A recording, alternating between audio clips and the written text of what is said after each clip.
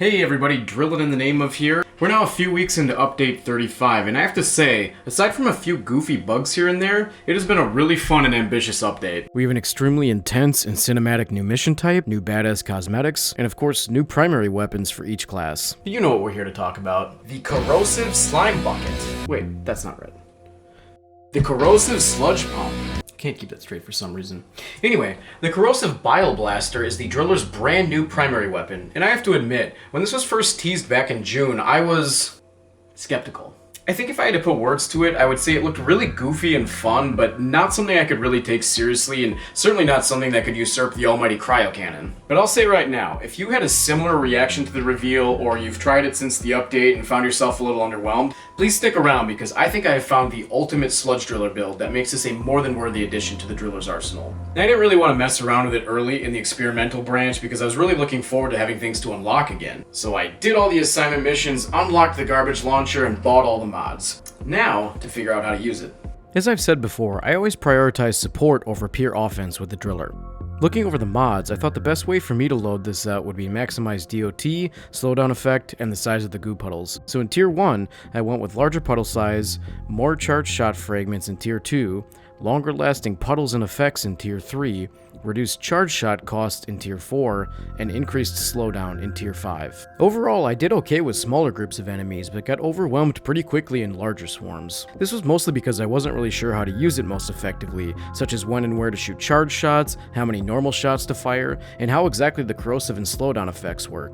I also felt like it didn't do enough damage against larger armored enemies. I was also worried ammo would become an issue, so I switched to the increase in Tier 3 and armor breaking in Tier 5. While this certainly helped take care of armored enemies, I still found myself getting cornered and having a hard time getting myself out of trouble. Now I really never play solo, so I wasn't sure if I was dying a lot because I wasn't used to playing alone, or if these just weren't effective builds. I realized I should take a step back and figure out how the thing actually works before trying to optimize it, and like with all DRG rabbit holes, it ended up being a lot more complex than I expected. According to the DRG Wiki, when a corrosive projectile impacts an enemy, that enemy becomes visibly coated with sludge and takes damage over time. When the projectile impacts a surface, it creates a corrosive puddle that causes DOT to any enemy walking over it, along with slowing them down. You may want a beer for this one? What the... That's probably fine. Anyway, the first thing to understand is the difference between a normal shot, a charged shot, a fragment, and a puddle. A normal shot is the standard left mouse tap, which does a default 25 damage. A charged shot is a held left mouse press that does 50 area damage. Fragments are pieces of goo spawned by a charged shot's impact and do 5 damage each, and sludge puddles form when any of those 3 impact terrain. Secondly, it's important to understand the DOT and slowdown effects. Normal shots, charged shots, and fragments that directly hit enemies all deal corrosive damage over time, while the puddles deal their own DOT when an enemy walks over them. However, the corrosive and puddle DOTs stack, so hitting an enemy directly and then luring them through the puddle nearly doubles the DOT. As for slowdown, corrosion and puddles each have their own. LazyMaybe has a really great video on this that I'll link to in the description. It's short and sweet, and I highly recommend checking it out if you want to see all the numbers and a demonstration of each combination. This all gave me a better understanding not of just how to mod the sludge pump, but how and where to place my shots. I decided I did prefer the added slowdown over the armor breaking in Tier 5, which left me with a 3-2-2-1-1 build. I'd also gotten my first overclock at this point, which was the hydrogen ion additive. This adds a +2 to your corrosive DOT and an additional 25% corrosive slowdown. Wrong. Excuse me? Wrong. Your stats are out of date. I'm sorry, who are you? I'm the guy that corrects your numbers and makes you refilm stuff. Oh, boo. Boo! Hey, do you want your videos to be accurate? Yes. Okay then. They nerfed hydrogen ion additive. Damn it. How bad? Well, it looks like instead of a +2 to your corrosive DOT, it's now a +0.5. And instead of a 25% corrosive slowdown, it is now 15%. That sucks. It does. But if it makes you feel any better, it is still really effective, and your build still checks out. Oh, well thank you. That's really good to carry on. This seemed to perfectly complement my build, so I wanted to take another crack at Has-5 solo. And it was going great. My crowd control was much better as I was getting the hang of the different shots and damage types. I really started to get the arc of the projectile down, and the sludge seemed to be doing real damage. I did slip up and go down at one point, but that's what Iron Rule's for. I made it to the final room with all the Morkite I needed to complete the mission. But wait, what's that? Oh, a freaking Crassus? And Bitter Gem? Wow, what a perfect way to end...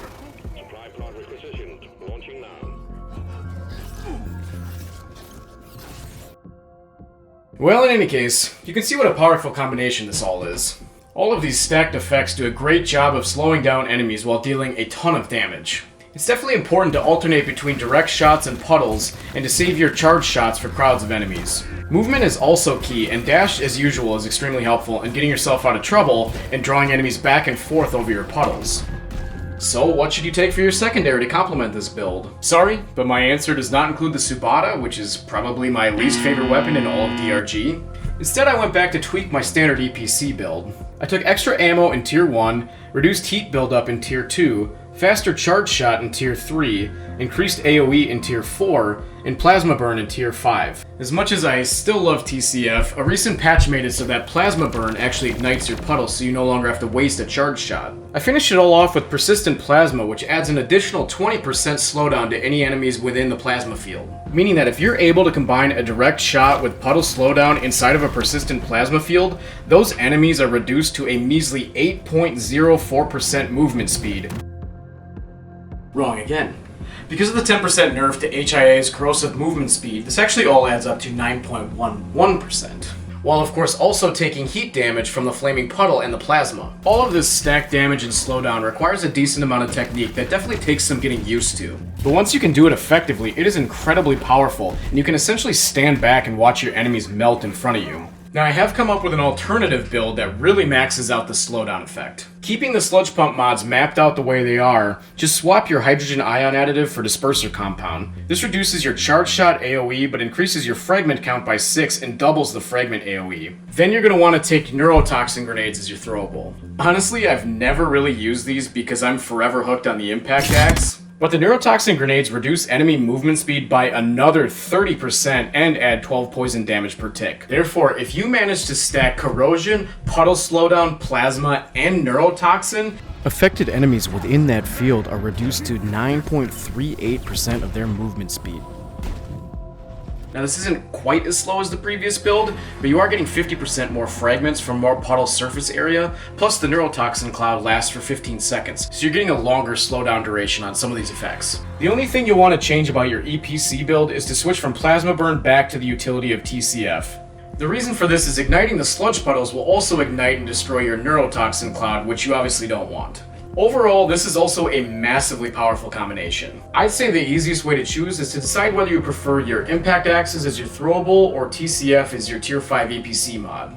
Either way, I highly encourage you to try both, and please let me know in the comments which one you prefer. All told, I really think these are the ultimate sludge driller builds, but of course, there are other overclocks and mod routes you could take. The other really popular overclock seems to be the Goo Bomber Special, and while I certainly understand the appeal, this kind of falls more in line with the goofy side of my initial reaction. While it's definitely fun to play Goo Bomber while hanging from a zipline, it shoots only fragments and they fire only in a straight line. I don't know about you, but swarms of bugs don't usually line up nice and neat for me, so you only end up hitting a small portion of a crowd. This isn't so bad if you can keep your distance and kind of crisscross your line of fire, but because you're shooting only fragments, if you happen to fire your charge shot in close quarters, it tends to all get absorbed by only 1 or 2 enemies, which really limits the utility of this overclock in my opinion. Then there's the Sludge Blast. I tried out a mostly damage build with this overclock and tested it out in a Has4 Dreadnought mission, and it took about 80% of my ammo to kill 1 Glyphid Dreadnought. It's just not that fun to use, and it kind of goes against the spirit of the weapon in my opinion. I don't mean to sound like a broken record, but pure damage builds for the driller, in my humble opinion, just go against the role of the driller, which I consider to be support. Volatile Impact Mixture, on the other hand, isn't a bad choice. I took this build to test it out, and it really does do some damage, but the problem is that without all the added slowdown, movement and staying at distance is even more crucial. Lastly, there's the AG Mixture Overclock. This adds 15% to your projectile velocity and reduces projectile gravity by 75%. And you know what?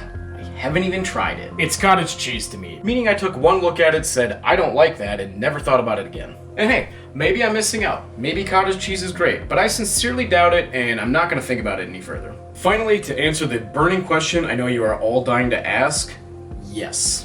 The sludge pump is a perfectly fine replacement for the cryo cannon inside of a bunker. You could call it the bio cannon even. or not. But covering up the entrance with sludge and igniting it with your plasma is enough to keep just about everything out, and the alternate build with neurotoxin grenades works just as well. Well, that concludes my ultimate sludge driller build. I'll include screenshots of each build in the description for quick reference. And sorry this took me so long. I had to rewrite several portions of the video as the patches rolled out, but I'm glad I took my time because I wanted to make sure the information was accurate and up to date. Make sure you go check out LazyMaybe's channel. They do really great, concise, and informative videos on the finer points of DRG. Big thank you to the fine folks over at the DRG Wiki for doing Carl's work and maintaining such a useful resource for us. And a big thank you to all of you for watching. If you found any of this helpful or entertaining, please take a moment to like and subscribe, and as always, rock and stone, brothers and sisters.